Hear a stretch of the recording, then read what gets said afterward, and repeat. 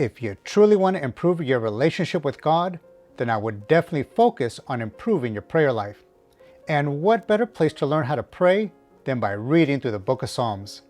Here you will encounter the entire gamut of emotions and prayers that the people of God have shared with Him for thousands of years. The Psalms will teach you to pray to God in ways you didn't even know were possible. Today, I would like to teach you some Spanish with the most well-known psalm in the entire world, Psalm 23. If you follow along, you'll be reading and reciting this beautiful psalm in Spanish this very day, so stay with me.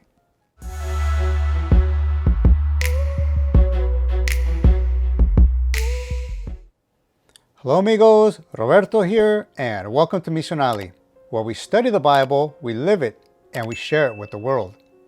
Now, before we actually get into today's passage, let me go over a few helpful pronunciation tips.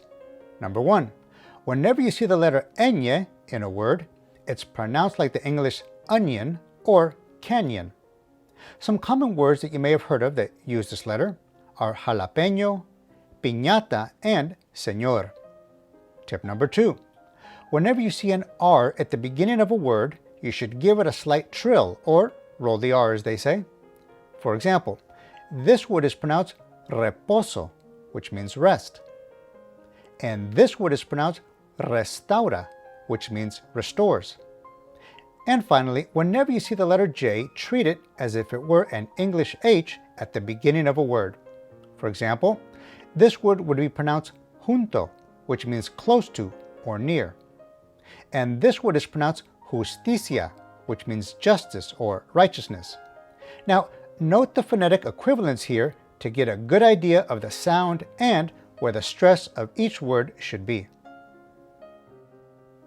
Now today, I'm only going to focus on the first 3 verses of Psalm 23. I will be using the NBLA version, La Nueva Biblia de las Américas, and I will use a slightly slower cadence for ease of comprehension. As we go through each verse, I will go over grammatical tips and word translations. Finally, as I've noted in another video, using an app like Bible Gateway and placing an English and Spanish Bible side by side is a great way to improve your Spanish comprehension. So now, without further explanation, let's begin. Salmo 23, versículo 1. El Señor es mi pastor, nada me faltará. If I was to literally translate this verse, it would read, The Lord is my shepherd, nothing for me will be lacking. Now, the first half reads the same as English, but the second half wants to emphasize what will be lacking. In this case, it is nada, or nothing. So it puts that word first. In other words, when the Lord is your shepherd, you will lack nothing because He cares for you. Now, a very important word to note is Señor, which can mean sir or mister in everyday language. But obviously, because of the context here, it signifies Lord. The next item of note are these 2 words, mi and me. Mi is pronounced like the English me and means my. Me has the phonetic equivalence of me and means me. Hopefully that's not too confusing. Now, in order to become familiar with the vowels and continually get their sounds correct, it's important to note each individual sound. I'll go ahead and leave a link to the video I made using John chapter 1 verses 1 through 5 that goes over each vowel pronunciation and the individual sounds they make in words. Finally, we see the word faltará, which here means will be lacking. It is in the 3rd person singular future tense because it's going off the singular word nada or nothing. So basically, nothing will be lacking. Note that the emphasis is on the last syllable as indicated by the accent. So make sure that you don't pronounce this word faltara, but instead faltará. All clear so far? Sí? Excelente. Let's move on to verse 2. Salmo 23, versículo 2. En lugares de verdes pastos me hace descansar. Junto a aguas de reposo me conduce. If I translate this verse literally, it would read, In places or sites of green pastures He makes me rest. Next to still waters or tranquil waters, He guides me. Again, depending on what the author wants to emphasize, he will put those words first. Now, let's look at the word lugares, which here simply means places or sites. Interestingly enough, as a side note, if you make lugares singular, lugar in this case, and read the beginning of the verse as en lugar de, it would actually mean instead of. Now, this is a handy little phrase you can use in everyday conversation. Let me give you a quick example. Me tomé un café en lugar de un té, which means I had a coffee instead of a tea. Or, if you like tea, then simply switch the position of the beverages, and now you know 2 sentences. Bonus! Now, the next words I want to focus on are verdes pastos, which means green pastures. Here, it sounds a bit more poetic and wants to emphasize the greenness of the pasture. Now, typically, in everyday language, you would normally put the noun first and then the adjective second. For example, you would say el pasto verde, which in English would mean the green grass. Or la casa azul, which means the blue house.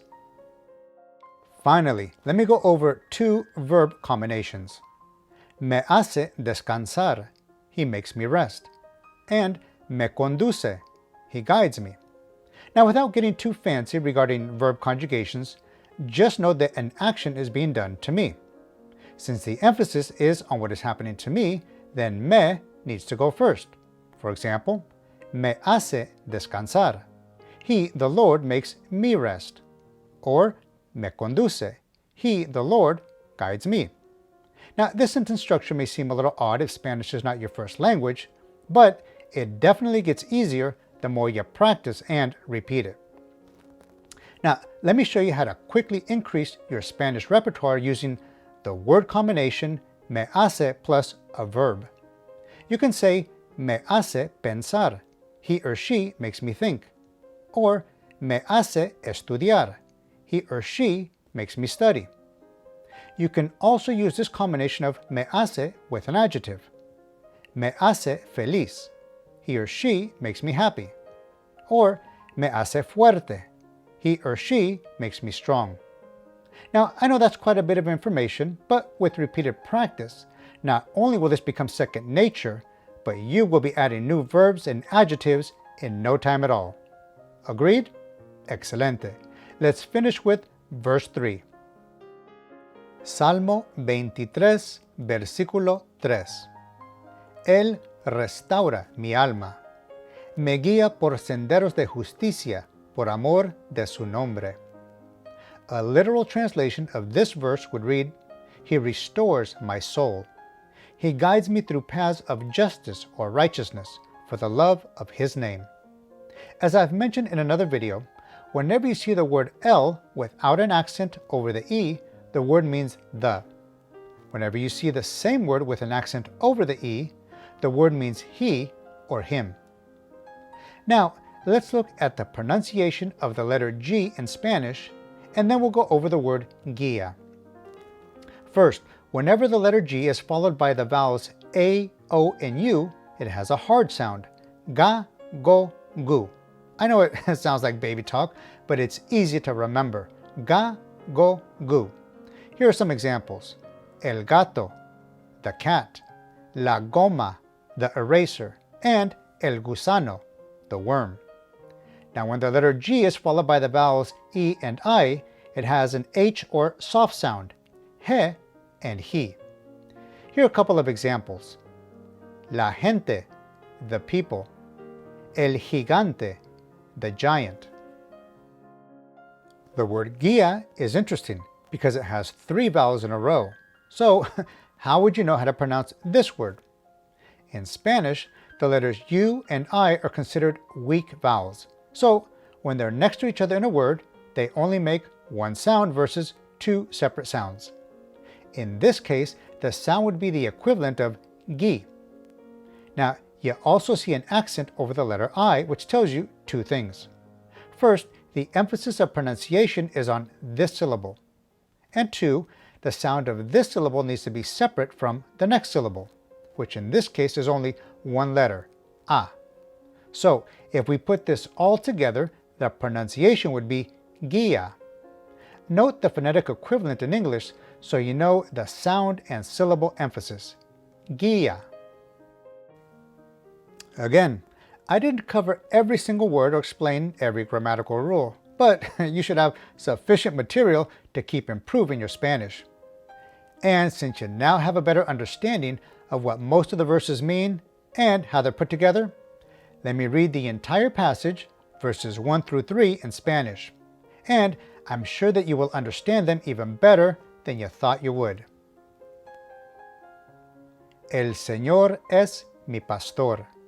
Nada me faltará. En lugares de verdes pastos me hace descansar. Junto a aguas de reposo me conduce.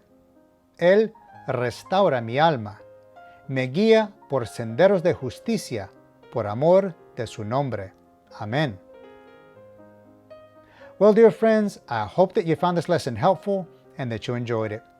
If so, please give the video a like, subscribe to the channel, and share it with others. As always, mis amigos, thank you so much for watching, and Lord willing, I will see you in the next video.